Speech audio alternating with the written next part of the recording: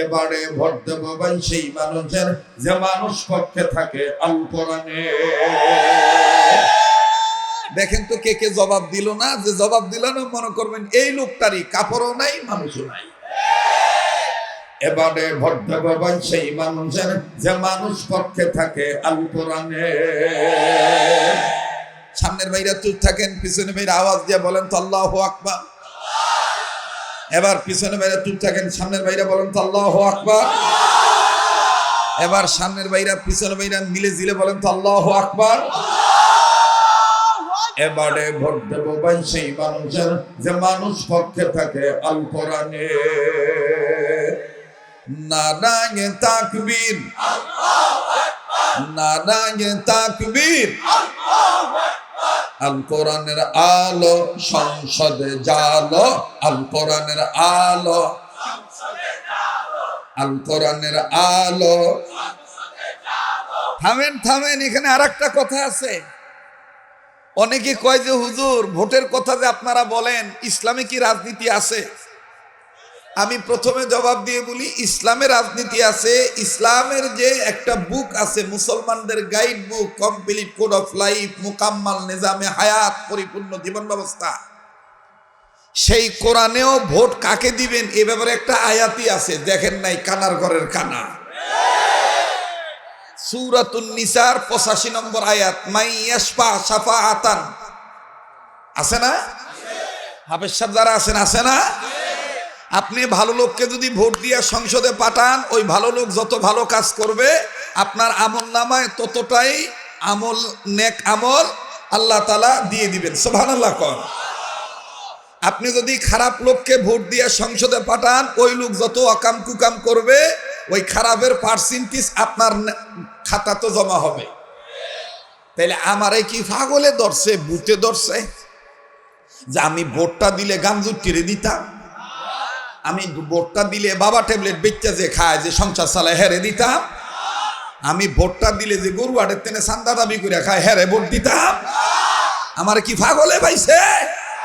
আমি মুসলমান, মুসলমান কখনো তাগুতি শক্তির কাছে মাথা নত করতে পারে না। মুসলমান জীবন দিতে রাজি থাকবে, বাতিলের কাছে মাথা নত করে ইসলামী আন্দোলন থেকে পিছপা হতে পারে না। মোহতারাম হাজিরিন, আর লম্বা করতে চাই না। বিষয়টা যেন কি, কাপড় আছে, কথা বলতেছেন না দাদা, আমার কিন্তু খুব কষ্ট হচ্ছে। আবার বলেন, কাপড় আছে, মানুষ আছে, কাপড় নাই। কাপড় আছে, মানুষ আছে, কাপড় নাই। কিভাবে কাপড় নাই আমি একটু দেখায় দিই, নাকি কোন আপনারা? ঠিক আছে না? দেখায় দিই নাকি কোন? রুমাল টুমাল নাই নাকি? হাজি রুমাল কারো কাছে নাই? গরমের সময় তো অনেকের কাছে হাজির আছে। মুজাহিদ দাও, আল্লাহ কবুল করুক, যারা কোন আমিন। কাপড় কিভাবে নাই? আমার দিক তাকা। আমার বন্ধুগণ, আমার ভাইরা, মানুষ আছে, কাপড় নাই। আল্লাহর আইন হলো ওয়াকরনা ফি বুয়ুতিকুন্না ওয়ালা তাবাররাজনা তাবাররুজাল জাহিলিয়াতিল উলা। আল্লাহ বললেন, তোমাদের মধ্যে তোমরা যারা নারী, নারীগণদের জন্য আমি আল্লাহর আইন হলো তোমরা জাহিলি যুগের মতন এই আঁকাবাঁকা হয়ে, মানে বেপরদা হয়ে জিন্দিগি যাপন করিও না, চলাফেরা করিও না। এটা কার কথা? ভাইজান, আপনারা ডেমরার মানুষ, আপনারা ঢাকার মানুষ, একটু জবাবটা ভালো করে দিয়ে বলেন এটা কার কথা? আপনারা দেখছেন কিনা জানি না, আমি মাঝে মধ্যেই দেখি, বাজার করতে যাই, যেহেতু আমাদের সংসার আছে, গেলে দেখি বাবা আমি দাম করার সাথে সাথে পিছন দিক দিয়ে আরেক বেরিয়ে আমার আগে বিদায় করেন, গার্মেন্টসে যাবো, টাইম ইজ ডিউটি টাইম আইয়া করছে। আমরা হুজুর মানুষ, গরিব মানুষ, কোনো প্রতিবাদ করি না, কোনো কিছু কইও না, আমরা সাইড দিয়ে দিই। কিন্তু সাইড দিয়ে দেখি নাউজুবিল্লাহ, ওন্না রাখার কথা যেখানে সেখানে নাই, ওন্নাটা রেখে দেয় এই যে এই যে এইভাবে। কথা কয় না যে, কোথায় রেখে দেয়? নির্ধারিত পয়েন্টে ওন্না নাই, জয়েন্টে আছে।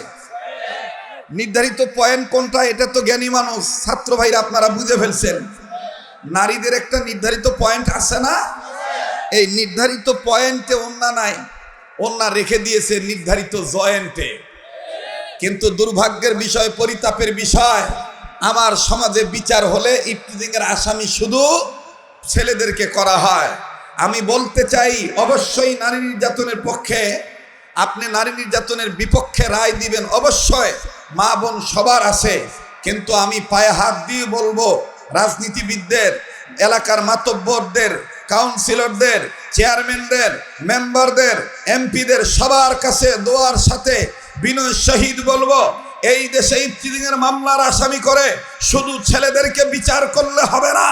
এই ছেলেরা কেন তাদের চরিত্র নষ্ট হচ্ছে, এই কারণগুলো খুঁজে বের করে, বেপরদা নারীদের কারণে যেহেতু ছেলেদের চরিত্র নষ্ট হচ্ছে, বাংলার জমিন মুসলমানদের জমিন, মুসলমানের জমিনে মুসলমানের মেয়েরা বেপরদায় চলতে পারবে না।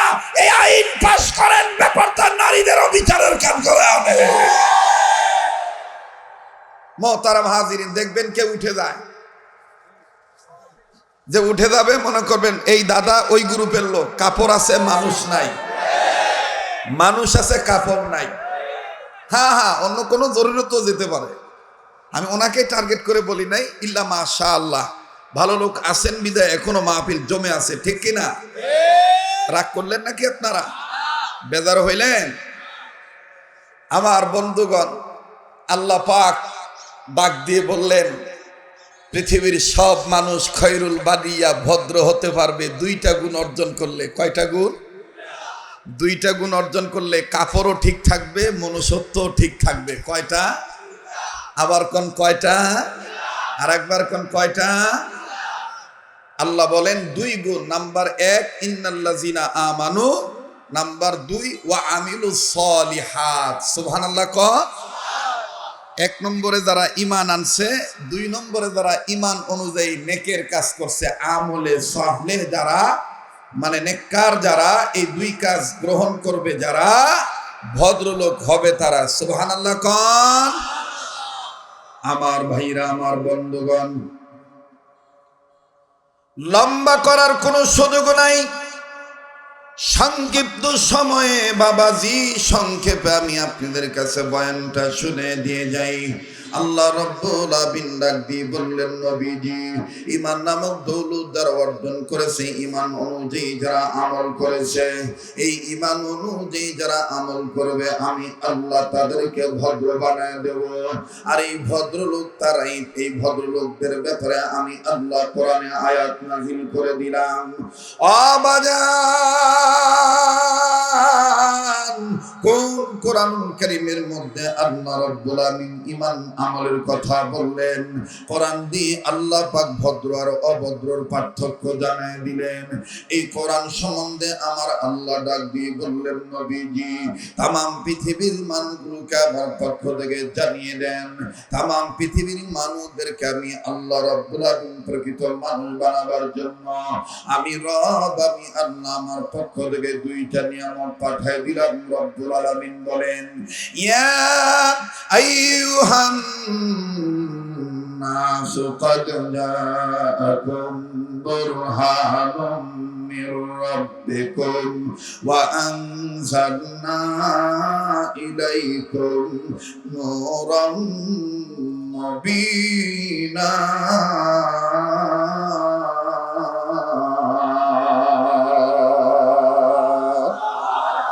আওয়াজ দিয়ে বলেন না আল্লাহু আকবার? আবার বলেন আল্লাহু আকবার। আল্লাহ বললেন, নবীজি, মানুষ রূপে যারা জন্ম নিল, এই মানুষদেরকে আমি আল্লাহ রাব্বুল আলামিন ভালো বানাবার জন্য আমি রব আমার পক্ষ থেকে বুরহান নামক নবী, আপনি নবী মুহাম্মদকে দুনিয়ার জন্য পাঠিয়ে দিলাম। আর আপনার উপরে মানুষ কেমনে চলবে, মানুষ তার রাজনীতি কি দিয়ে করবে, মানুষ তার ব্যবসা বাণিজ্য কি দিয়ে চালাবে, মানুষ তার সাংসারিক জীবন কোন কিতাব দিয়ে গঠন করবে, মানুষ তার পারিবারিক জীবন, অর্থনৈতিক জীবন, এমনকি সাংসারিক সাংসারিক জীবন, ব্যক্তি সমাজ, রাষ্ট্র, দেশ, মানুষ কোন বিধান দিয়ে চালাবে। আমি আল্লাহ রাব্বুল আলামিন মানুষের জন্য কমপ্লিট কোর্স লাইফ আকারে আমি রব আপনার উপরে নূর নামক কোরআন শরীফ আমি আল্লাহ নাযিল করে দিলাম। আওয়াজ দিয়ে বলেন না সুবহানাল্লাহ। আরে বন্ধু, আল্লাহ রাব্বুল আমিন ডাক দিয়ে বললেন, নবীজি এই কোরআনুল কারীমের উপরে আপনি নবীর উপরে কোন মানুষ যদি ঈমান আনে, ঈমান আনার পর যদি কোন মানুষ যদি এই দুই জিনিসকে আঁকড়ে ধরে, আমি আল্লাহ রাব্বুল আমিন তাদেরকে রহমতের কুলে তুলে নেব, জান্নাতে যাওয়ার সোজা রাস্তা আমি আল্লাহ দেখায় দেব। আওয়াজ দিয়ে বলেন না সুবহানাল্লাহ। ফাআম্মাল্লাযীনা আমানু বিল্লাহি ওয়া'তাসামু বিহি ফাসায়ুদখিলুহুম ফি রাহমাতিন মিনহু ওয়া ফাদলিন ওয়া ইয়াহদিহিম ইলাইহি সিরাতাম মুস্তাকিমা।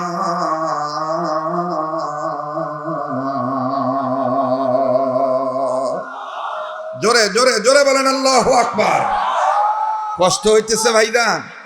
আমি কি বানায় বলতেছি, মুখস্থ বিদ্যা বলতেছি? জি জি, খুব খেয়াল করবেন দাদা, কোনো দিকে নজর দিবেন না। আল্লাহ বললেন, নবী গো আপনি বোরহান নামক নবী আর নূর নামক কোরআনের উপর কোনো মানুষ যদি ঈমান আনে, ঈমান আনার পরে যদি মজবুত আকারে ধারণ করে, আমি আল্লাহ তাদেরকে রহমতের কুলে তুলে নেব, জান্নাতে যাওয়ার সোজা রাস্তা দেখায় দেব। সুবহানাল্লাহ। আমার ভাইরা, আমার বন্ধুগণ,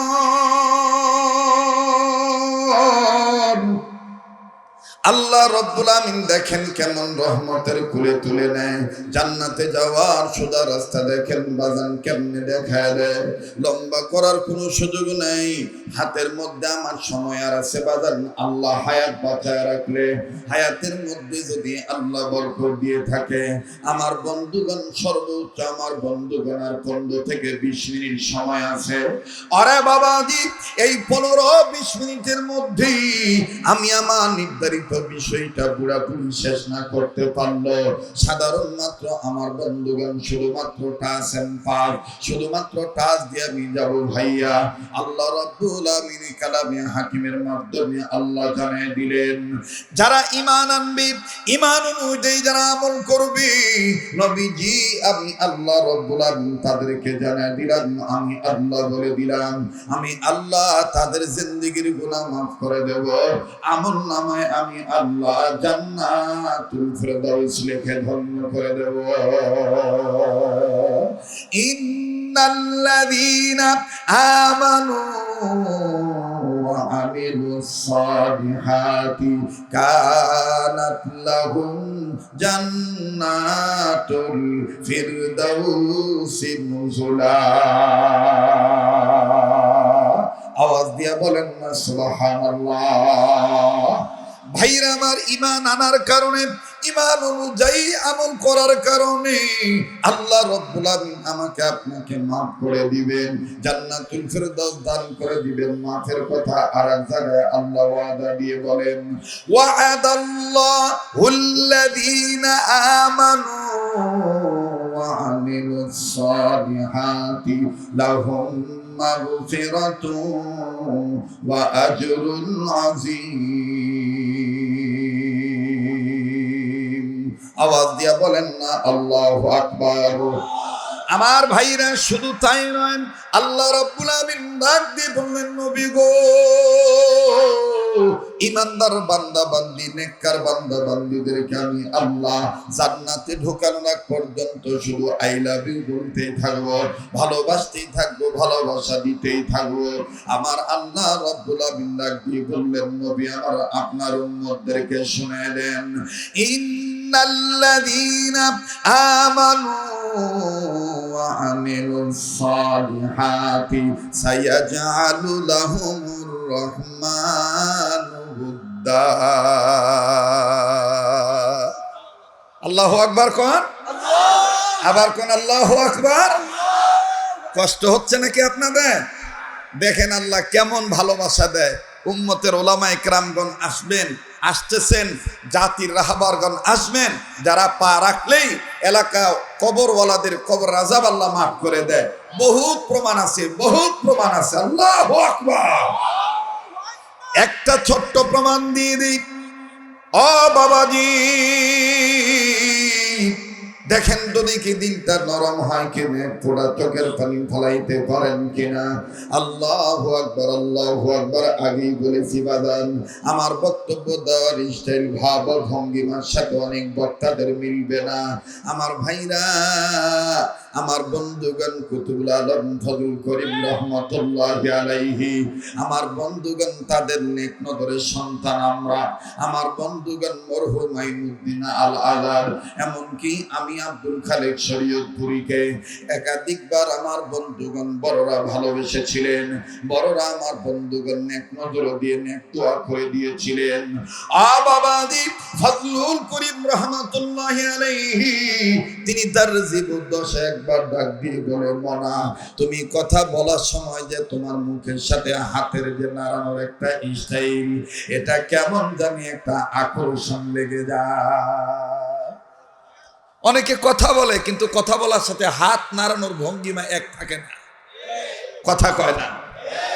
আমার ভাইরা, লম্বা করব না। আল্লাহওয়ালাদের কদমের বরকতে আল্লাহ কবর আযাব মাফ করে দেয়। ডেমরা ইমাম ওলামা পরিষদের উদ্যোগে দেখেন বাজান মাহফিল, এই মাহফিল হওয়াতে দেখেন বাজান আমি আপনি কত ধন্য। এদিক সেদিক আমার বন্ধুগণ নজর দিবেন না। জগৎ বিখ্যাত একজন অলির ঘটনা আমি আপনাদেরকে শোনাই। এই ভারত উপমহাদেশে যার নাম আমাদের চিরচেনা মুখ, আমার বন্ধুগণ চিরচেনা নাম, জমহুর মুশর, দুই ক্ষেত্রে যার নাম আছে মকবুল হিসেবেও যিনি আছেন, আছেন, থাকবেন কিয়ামত পর্যন্ত, যার নাম কুতুবুল ইরশাদ ইমামুল ওয়াক ফকিহুন নাস মুফতি রশিদ আহমদ গঙ্গোহী রাহমাতুল্লাহি আলাইহি। আমার বন্ধুগণ, রশিদ আহমদ গঙ্গোহী রাহমাতুল্লাহি আলাইহি, দেখেন তার নেক আমল কেমন ছিল, তার ঈমানের পাওয়ার কেমন ছিল। মুফতি রশিদ আহমদ গঙ্গোহী, আল্লাহু আকবার, আল্লাহু আকবার, ৫-৭ জন আলেম ওলামাদেরকে নিয়ে কোন এক সফরের উদ্দেশ্যে রওনা দিয়েছেন। আমার বন্ধুগণ, ইতিমধ্যেই নামাজের সময় বাকি আছে আর 15 মিনিট। এই অবস্থায় রশিদ আহমদ গঙ্গোহী রহমাতুল্লাহ আলাইহি বললেন, চলো যাই আমরা অমুক দোস্ত সালেকের বাড়িতে যাই, আহবাবের বাড়িতে যাই, ওনার বাড়িতে যে আমরা নামাজটা আদায় করব। আমার ভাইরা, ৫-৭ জন আলেম ওলামা মিলিয়ে, ও বাবাজি, রশিদ আহমদ গঙ্গোহী রাহমাতুল্লাহি আলাইহি যখন ভক্তের বাড়িতে গেলেন, ভক্ত লোকটা তিনিও ছিলেন বাজান আলেম মানব। তিনি রশিদ আহমদ গঙ্গোহী রাহমাতুল্লাহি আলাইহিকে দেখা হঠাৎ আগমন দেখেই কেমন জানি বাজান অবাক হয়ে গেল। আল্লাহু আকবার। রশিদ আহমদ গঙ্গোহীর ছাত্র ডাক দিয়ে বললেন, হযরত, উস্তাদি মাফ কিজিয়ে হযরত, আপনি এইভাবে ইত্তেলা দেওয়া ছাড়া আসবেন জানা ছিল না। যাকে হুজুর আপনি এসেছেন, আল্লাহওয়ালারা যে এলাকায় আসে, বান্দা জানুক আর না জানুক, আল্লাহ বান্দাদের এলাকাবাসীর মঙ্গলের জন্য আল্লাহওয়ালাদের পাঠায়া দেয়। আরো জোরে জোরে বলেন না সুবহানাল্লাহ।